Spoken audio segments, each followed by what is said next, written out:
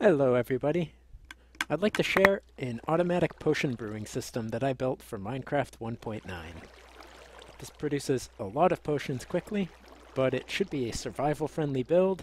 It has no redstone clock, and it allows you access to all of the brewing stands, as well as all of the hoppers and the chests that feed into them. So what I'm standing on right now is a 14 brewing stand version. It has single inputs for water bottles, blaze powder, and netherwort. This can produce up to 1 double chest per minute of potions. This makes it ideal for a survival multiplayer server, but the basic design that it's all based on is pretty simple, so let's go take a look. This is a 2-wide tileable design based on an idea from the tutorial by Etho, which I will link in the description. This comparator detects when each potion batch is complete, because this item hopper will empty. Now this means that netherwort has to be the trailing ingredient in each recipe. The item hopper is stuffed with filler items so that the signal strength varies between 1 and 2 bits of redstone, depending on whether or not there's an ingredient in this one free slot. So when the potion completes and that netherwort empties into the brewing stand, the signal strength will drop from 2 to 1, and a couple things will happen. It's going to make these ingredient droppers fire in the correct order, and it's also going to flip the state of these 2 red clay blocks.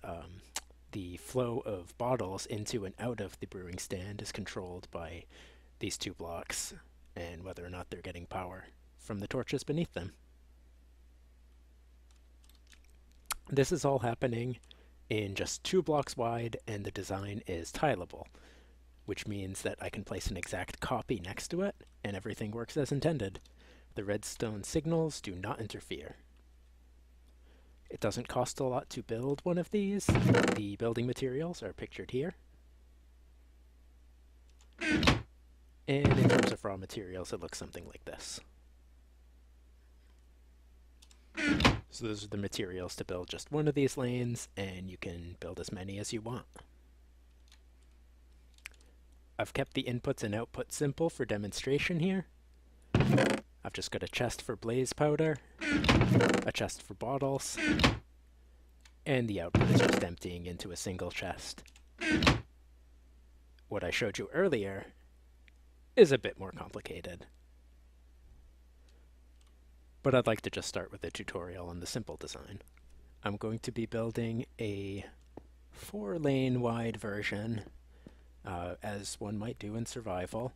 Feel free to build up to 14 lanes as you're building this and following along.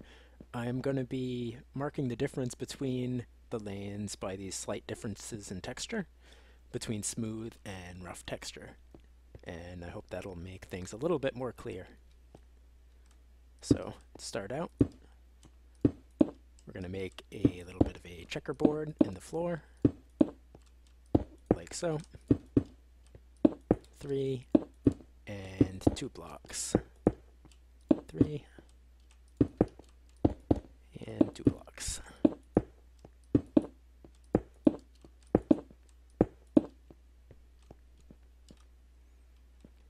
And then I'm going to throw repeaters on each of these.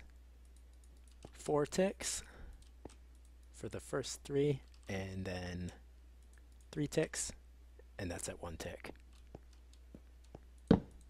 4, 4, 4, 3 ticks, 1 tick, and repeat that.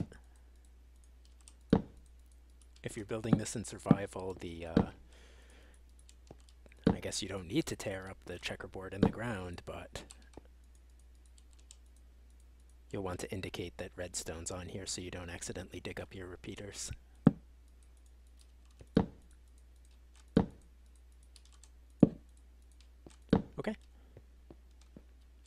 Okay, next up, place blocks so that all of the repeaters are running into a block. And I'll start to mark the lanes as different based on the texture of the block that I'm using. This is just to help keep it clear that the redstone signals from the rough texture lane don't interact at all with the redstone signals from a smooth texture lane. And then on top of every single one of these blocks we just placed, redstone torch on every one.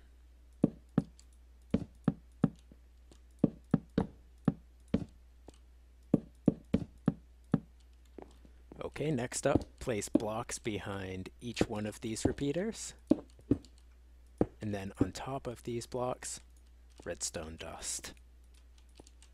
And then behind each of those blocks, slab, slab, slab, slab. On top of the slabs, repeater, 2 ticks, 1 tick. 2 ticks, 1 tick, 2 ticks, 1 tick, 2 ticks, 1 tick. So all those 1 tick repeaters should be the ones that stick out. Make sure that that's the case. And then from out of that 2 tick repeater, have that running into a block.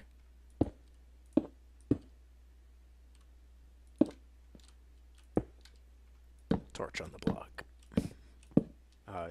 From in front of these repeaters, bring that out by 1, 2, 3 slabs. 1, 2, 3, 3 slabs, 3 slabs.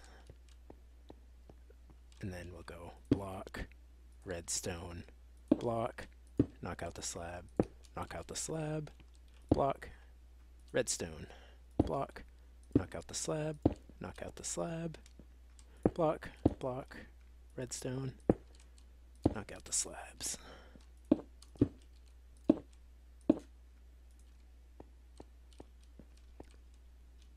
Torch on the end block. Now we're going to climb up here. Another block on each of those torches.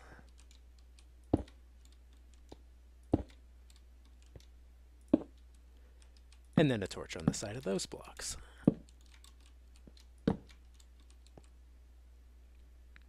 Now we're ready to place the clay. And I'm going to use red wool to indicate the rough texture lane. But these are the blocks that when they're redstone powered by the torches beneath them are actually going to lock hoppers and control the flow of bottles. Alright.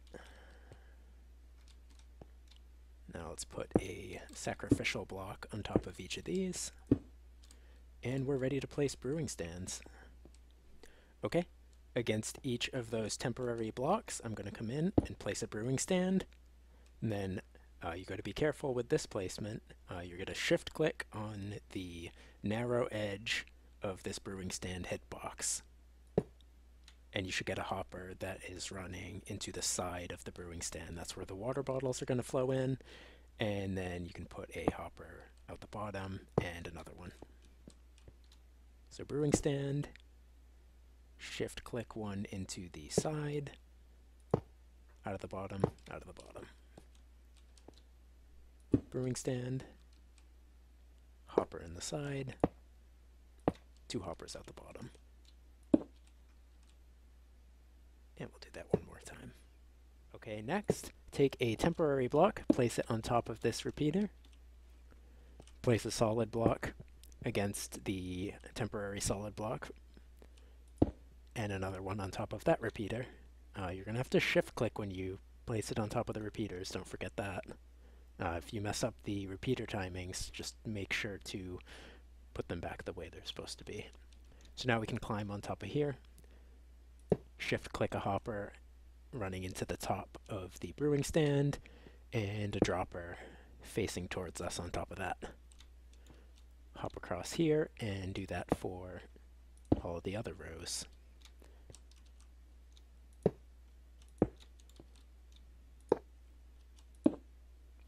Okay, now we'll take a solid block and bring that right on the side of these blocks, which are temporary, so let's take them out right now. Okay, and then we'll get quartz slabs, or whatever slab type you're using, and put those in the place of those blocks we just took out. This is actually pretty important because we're going to be able to access these brewing stands by looking underneath these slabs. The system would still work if there was a solid block here, but we'd have no way to access the stands. Okay. Now, also taking your slabs, we're going to run a row of slabs underneath the solid block.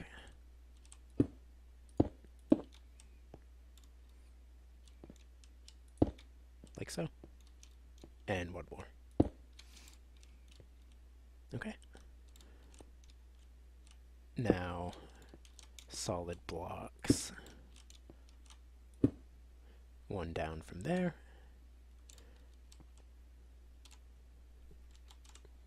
Get out my redstone comparators. And we'll put comparators running out of these hoppers.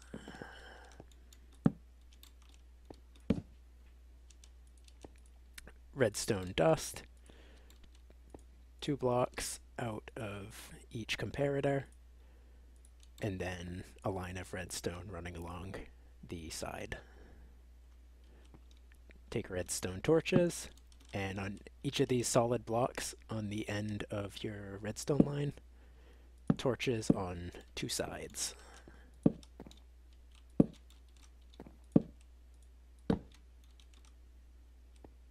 So now our checkerboard of torches over here should all have turned off.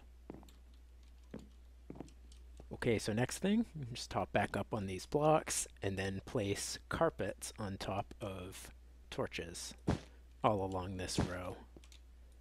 This is, again, not important to the redstone components, but this is going to be the access corridor, and the carpets will allow you to walk along here easily and access your brewing stands.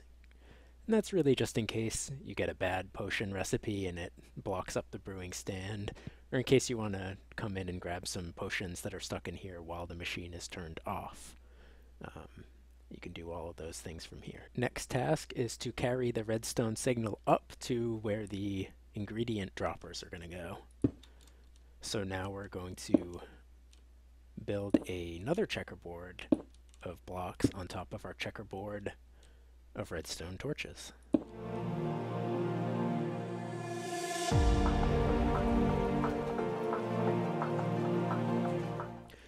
Okay, now I'm going to place redstone torches on the side of 3 blocks, and it's going to be on the side facing the same texture so that the redstone signals don't cross over from lane to lane. So torches on the 3 blocks, and then on the 2 block portion of the lane, you can put torches right on top.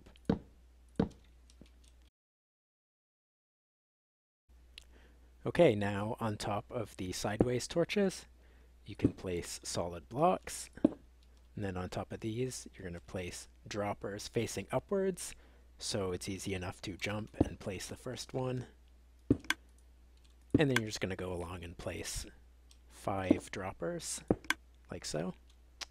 Reach across here, put a hopper running into the far dropper, and then run a row of hoppers along, like so. Last one can be tricky to place, but it should look something like this. All the hoppers face the same direction towards that dropper over there, and all of these droppers are facing upwards into the hopper chain. Now I'm going to repeat that for each of the other lanes.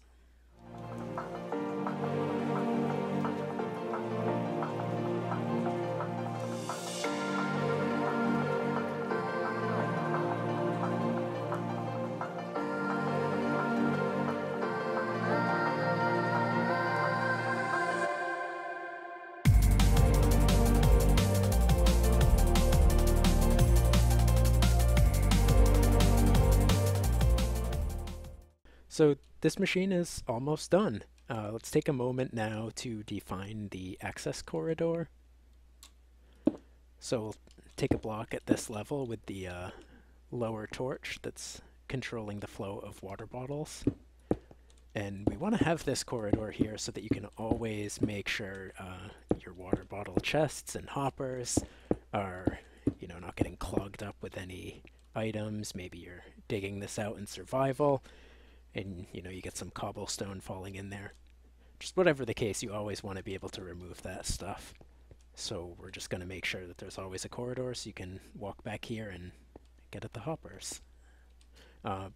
Block on the side of that block that holds the torch, block next to it, and stairs. I suppose we need to build ourselves some stairs to get up as well. Stair, stair, stair. So there you go.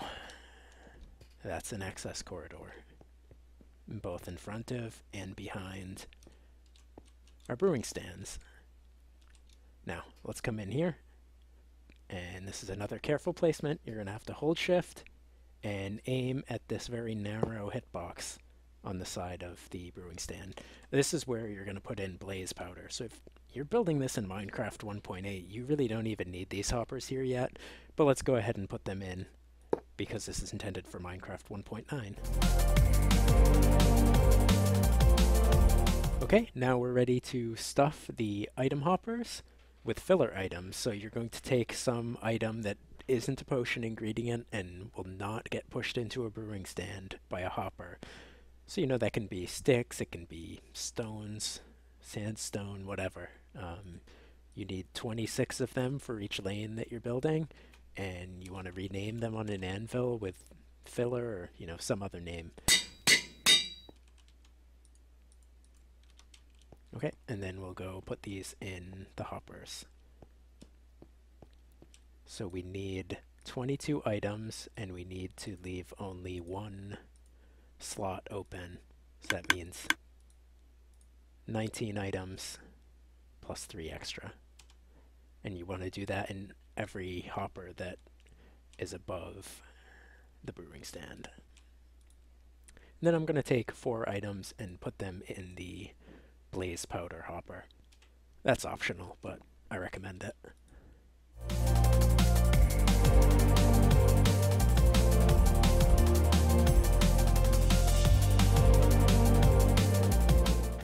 Alright, so the next part of this build is an on-off switch. I haven't really talked about this a whole lot yet, but we're going to use a redstone block to basically overpower the signal. So you can see that signal is just running over between all of these lanes, and you know, regardless of what this comparator is up to and what it's measuring in there, it just doesn't matter at all because this redstone block signal overflows. Make sure that all of these redstone dust are powered and all of the torches are off. This, by the way, is the reason that I only said that the system goes up to 14 lanes. The signal from this block will only travel, 15 redstone dust. So the most you can get is 14 lanes if you have a redstone block for an on-off switch on each side. Oh, and you can hear that the system just turned on when I got rid of the block. A good illustration. So let's go 1, 2, 3, 4 blocks over here. Sticky piston, redstone block, 1 tick, repeater, piston, sand, another block, and then we're just going to have a line of redstone coming out of here. Now this is going to go to, wherever your on-off switch is. That's completely up to you. I'll just put it here for the purposes of the tutorial so you can see when I push the button, it sends a 1-tick pulse to that sticky piston, and we're using the well-known bug. I guess it's a bug where sticky pistons will just, leave the block behind. So we're back here at the original slice that I showed you. We just built essentially 4 of these side by side in survival Minecraft, but we haven't talked too much about how you're going to actually use it. So if I spin around here, you can see the more complicated design, which has a lot of extra features. There's going to be water streams supplying nether wart, blaze powder, and water bottles. But these features are completely optional.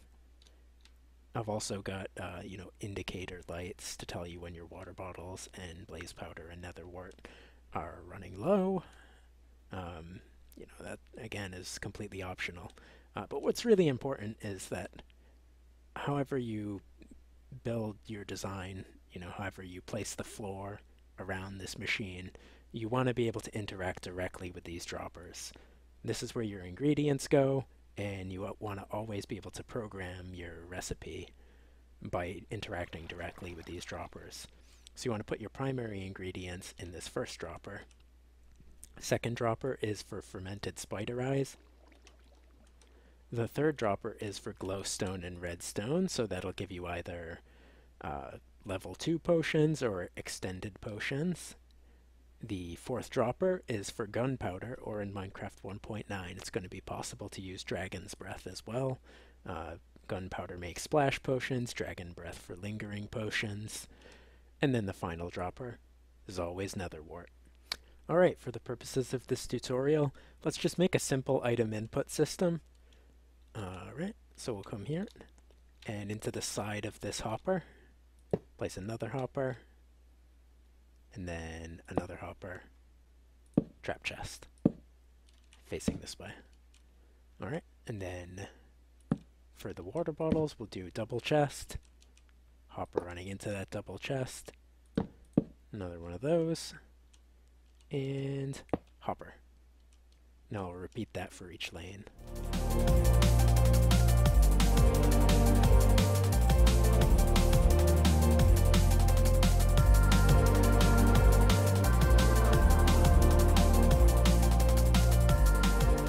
Take quartz slabs, or whatever slab you're using. Quartz is a bit expensive, and you can run that in a line along like this.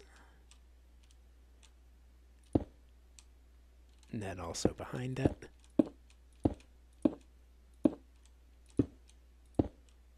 One here as well. And then I'm going to make these into solid blocks behind each one of these hoppers. Take a water bucket and fill each of those in. So now if you're in survival Minecraft and you've got a handful of glass bottles and I just click on this water block, my inventory will fill up, and then I'll just start throwing water bottles in. And that's the easiest way to fill your system with water bottles. In the trap chest, you can put your blaze powder in here. The chest won't empty until you close the chest. That's why I suggest a trap chest. And there you go. That's a pretty easy way to load your items.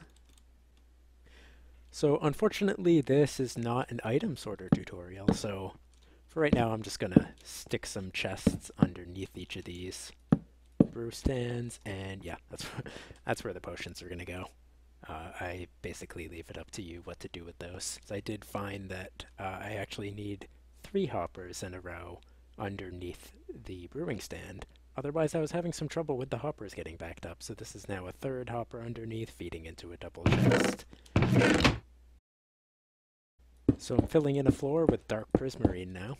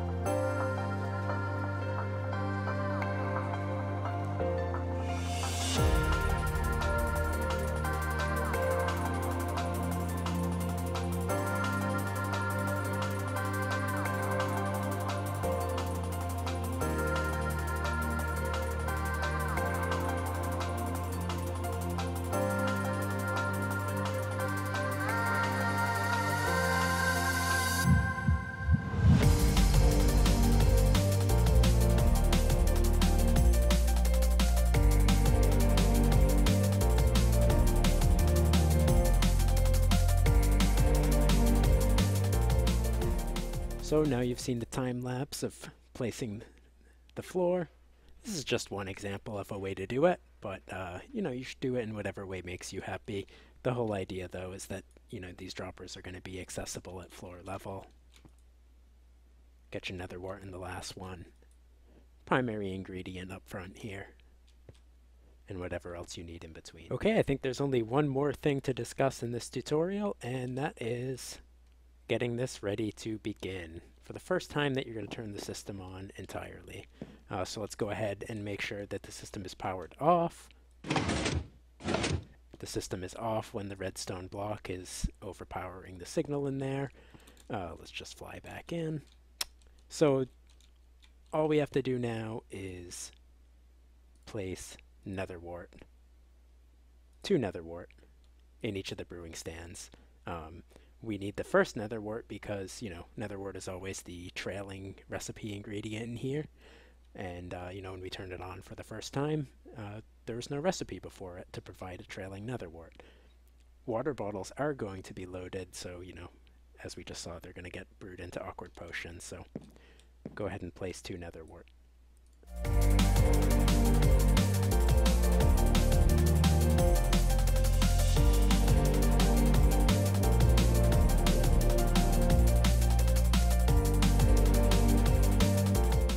Okay, and when we turn this system on, those awkward potions are going to get pulled down into the hoppers, so you should expect to waste 3 times the number of brewing stands of awkward potions. Only the first time you turn this on. So let's try it out.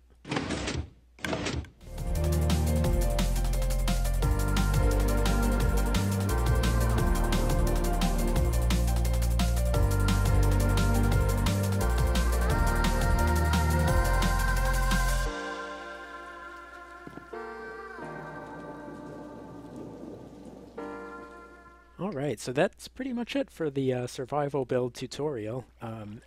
To show you, you know, how this all works, I'll do a bit more of a demonstration with the full system. The materials that you need to build the full system look a little something like this. So yeah, if you're building 14 lanes, it's quite a few hoppers. If you break it down into raw materials, 3.5 stacks of iron. You know, so not bad if you've got a big server, active server. It's probably worth building in survival. So this is a bit of what the floor layout might look like. As you can see, I walk along, can interact with all the hoppers, program in the potion brewing recipes.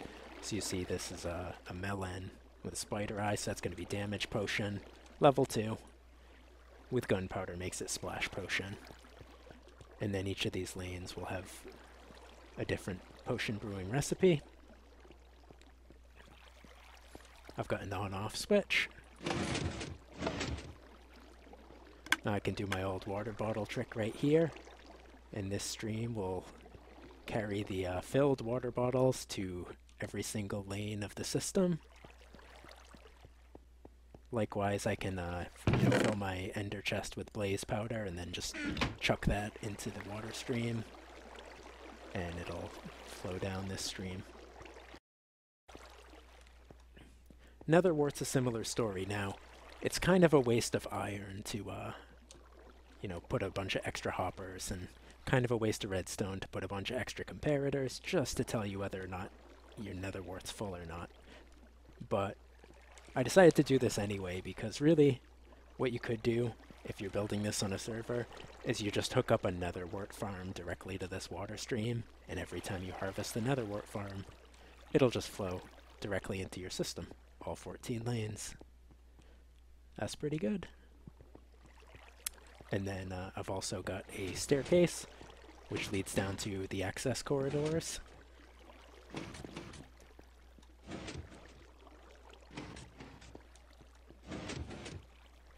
And then for my item management, you can see that I've got this new cobblestone elevator. You know, it's a replacement for the elevator that they are breaking in Minecraft 1.9. Everybody's favorite elevators are going away. So I built this replacement. Well, Snow Crash built this, but you know, I'll link Snow Crash in the description of this video. You can go watch his tutorial for that. And then when the potions flow out of the brewing stand, I've got a little bit of a two-wide system with a little redstone clock and a dropper. It's going to dispense them into a water stream.